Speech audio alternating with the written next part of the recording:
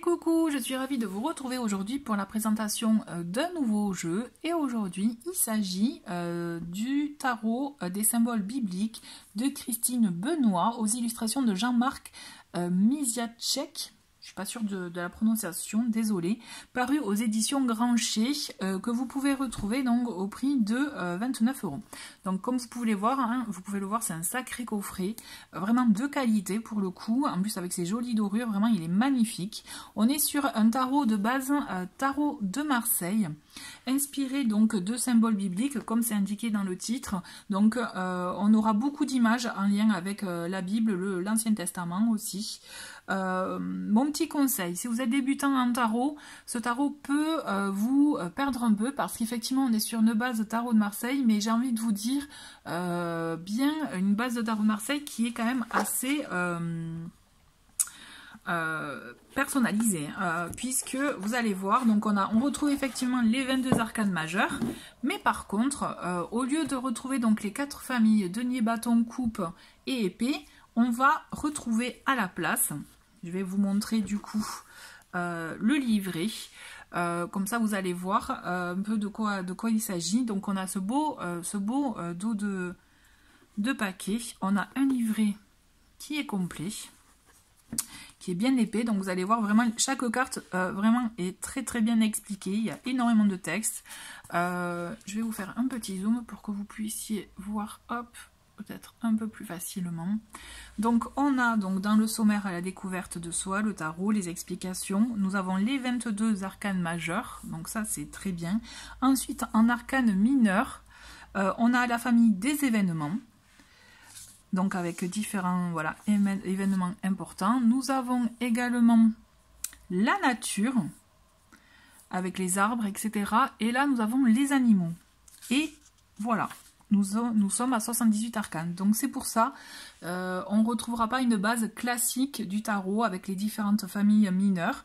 C'est pour ça que je vous déconseille, si vous êtes débutant, de vous lancer vraiment dans ce tarot en pensant apprendre les bases du tarot, parce que non, là on est sur un tarot vraiment qui a été vraiment inspiré donc de ces symboles bibliques qui ont été retransmis sous forme d'arcanes, mais avec vraiment des messages intéressants, importants et même puissants, parce qu'ils poussent vraiment à la compréhension de soi, à un travail aussi intérieur.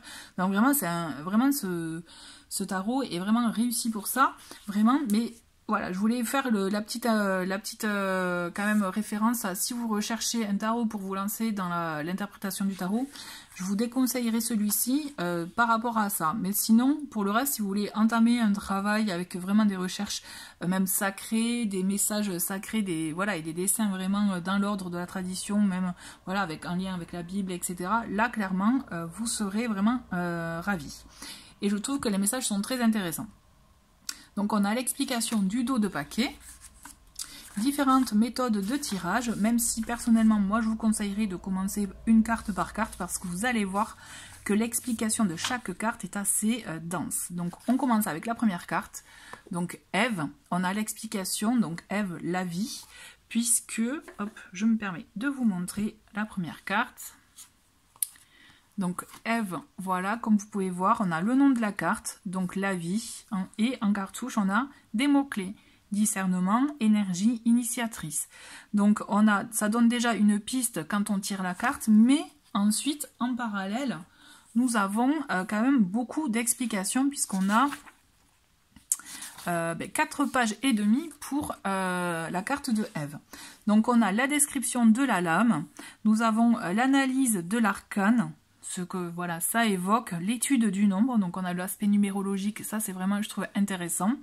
Qu'est-ce que la lame révèle aujourd'hui? Donc le message, là vous voyez typiquement on a un lien avec Adam et Ève, donc vous voyez il y a vraiment ce message aussi vraiment de l'ordre voilà sacré. Ensuite on a des explications dans le domaine professionnel, dans le domaine relationnel, les conseils de la lame. Tout dépend après, du coup, moi, moi, je vous conseille, si vous voulez juste un conseil, allez directement dans le paragraphe conseil. Si par exemple, votre question, votre questionnement, traite sur l'aspect relationnel, bon ben voilà, vous pouvez très bien aller dans le paragraphe qui vous convient hein, directement. Le voyage initiatique, si vraiment vous voulez entamer un voyage intérieur de compréhension. Et enfin, on a la lame à l'envers, donc on a là pour le coup qu'une phrase, donc c'est assez rigolo quand on voit tous les paragraphes pour les explications. Bon, la lame à l'envers, pardon, c'est voilà une phrase. Donc là, typiquement, confusion entre le savoir et la connaissance. Donc, comme vous pouvez voir, quand même, on a un livret tout en couleur qui est vraiment très très complet.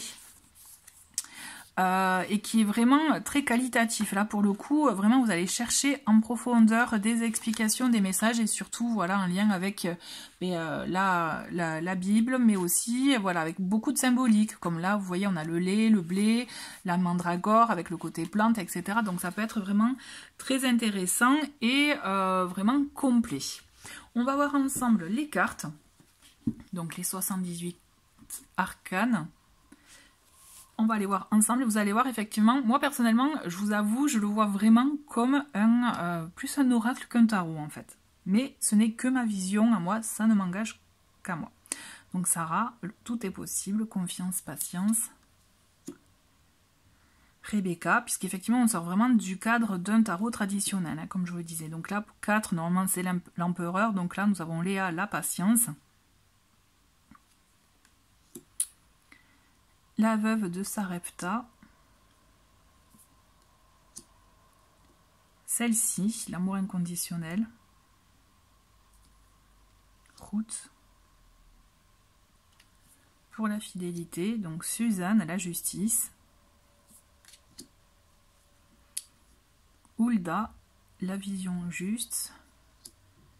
Bethsabée pour la beauté. Donc là, on est sur la carte 10. Judith pour la force intérieure.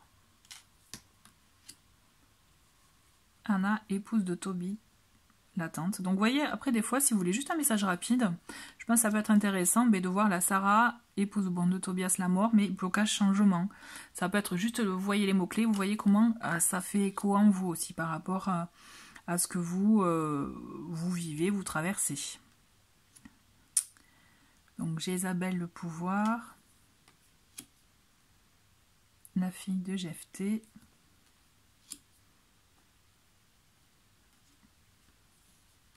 N'hésitez pas à me dire en commentaire ce que vous en pensez, comment ce tarot vous parle.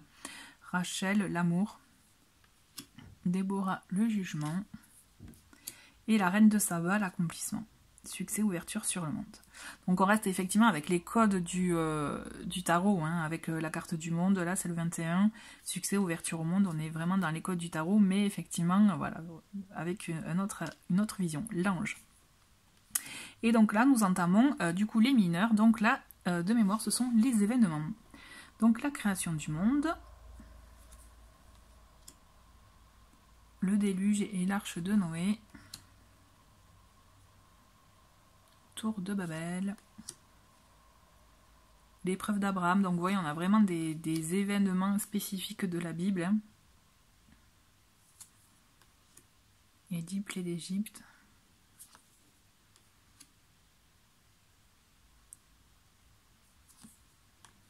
Les tables de la loi.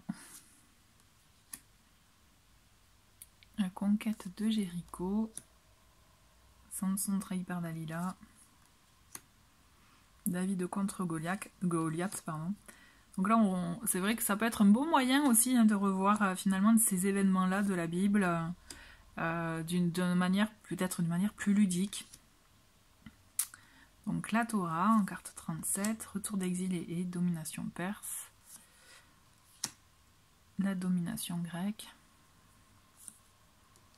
Destruction définitive de Jérusalem. Ouais, c'est vraiment des cartes assez fortes en événement. Donc là, on arrive donc sur la nature avec donc l'acacia, l'arbre de vie, le blé avec l'abondance, le cèdre du Liban, elle est très belle cette carte, l'encens, le figuier, hop, le grenadier,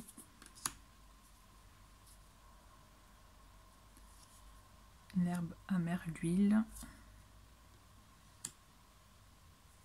le lait, les lentilles, c'est original les lentilles. Activité nourrissante, gagnant-gagnant. La mandragore. Et donc là, nous arrivons aux animaux avec donc les abeilles, donc le miel, l'olivier. Ah ben non, je vais dire les animaux. On n'est pas encore dans les animaux, on est toujours dans la nature.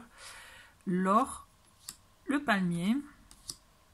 La rose, elle est très belle aussi sur la carte de la rose. Nous avons le sel. C'est vraiment complet, hein. C'est pour ça que moi je le vois vraiment comme, et je sais que je l'envisageais plus comme un oracle pour mon utilisation personnelle. Donc là nous entrons dans les animaux, dans la famille des animaux avec donc les abeilles, avec l'organisation, ce magnifique agneau, trop mignon. L'aigle, alors là on voit bien son regard. L'âne il est trop mignon, il est super bien fait je trouve. Il est attendrissant. Le bélier avec la communication. Ensuite, original aussi, on voit l'accueil. C'est vrai que c'est pas un animal qu'on voit souvent dans un oracle, donc c'est plutôt intéressant. Le cerf, ce majestueux cerf. Le chameau. La colombe, elle est magnifique également. Joli coq. Le corbeau. Le lion qui amène la force. Le loup. La sauvegarde. La sauvagerie, sauvegarde, je disais non, la sauvagerie, l'instinct animal, ouais, je dirais plutôt le loup, mais le moustique et l'agressivité, le poisson, magnifique le poisson, le renard, la ruse, la sauterelle, le serpent et la dernière carte avec le taureau. Voilà. Donc voilà les 78 cartes donc, du tarot des symboles bibliques. J'espère vraiment que ça vous a plu. N'hésitez pas à me dire en commentaire ce que vous avez pensé de ce tarot. Et voilà, je vous dis à très bientôt. Au revoir.